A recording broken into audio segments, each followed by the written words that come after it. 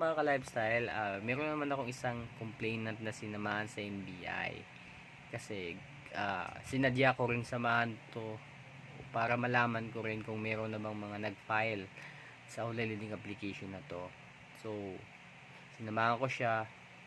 Pero bago pa man kami nagpunta doon, siyempre tinanong ko siya kung anong online lending application at kung bakit napag-desisyonan niyang mag-file ng complaint. Kasi nga po mga ka-lifestyle, natatakot siya sa kanilang security kasi pinagbabantaan po yung kanyang buong pamilya, relatives. So hindi pa man siya na ipo-post sa buy and sell group na kanilang area.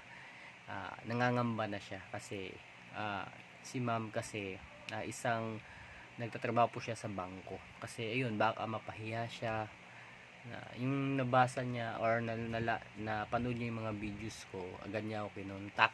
Then nag-message siya sa akin sa Messenger. So agad naman akong nakipag-communicate sa kanya, tinanong ko lahat ng buong detalye. So yun, pinabasa niya sa akin lahat ng mga death threat ng agent sa kanya. So natatakot siya kasi baka i-post na siya. Kasi sa bangko po siya talaga nagtatrabaho. Ayaw niyang mapahiya, din ayaw niyang madamay yung kanyang pinagtatrabahuan.